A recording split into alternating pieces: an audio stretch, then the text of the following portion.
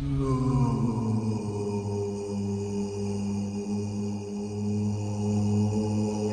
story of the slowpoke is tragically one of toxic relationship.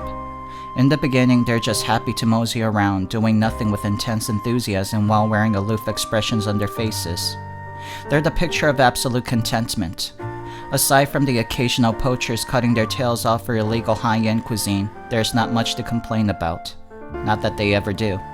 But it all changes when they meet shelders. For some inexplicable reason, they love to dip their delicious tails into the ocean. And when they do, it attracts the shelders who immediately clamp down on their tails without consent. This triggers an evolution and together they become slowbro, bonded for life, whether slowpokes like it or not. And together they become strong. The weight of the giant shellder allows the slowbro to walk on its hind legs, allowing it to use its front paws to attack without impunity. But the slowbro is constantly in pain due to the giant shellfish biting down on its tail. The slowbro can no longer act independently or go out with its friends without inviting the shellder along. And everybody hates shelders. It's rude and constantly putting down its partner in front of its friends.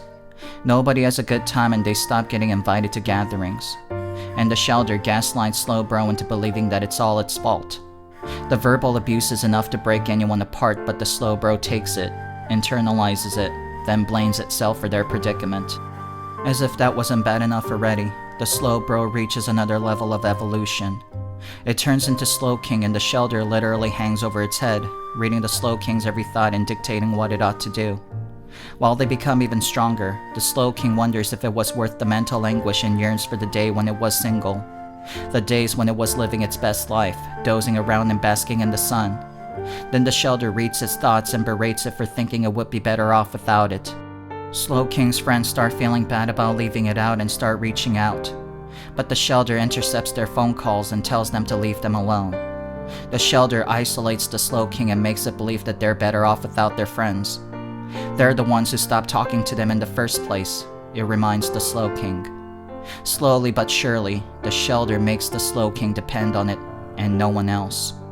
And once the slowking trusts and loves none but the shellder, they reach their final mega evolutionary status.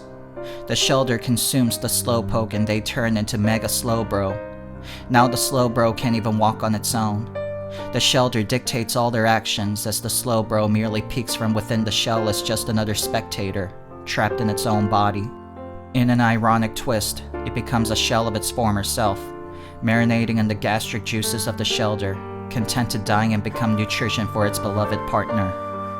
I'm a framed mugshot of Al Capone and this has been another episode of Pokemon Facts. Stay tuned for more factual Pokemon facts. Have a wonderful Pokemon day.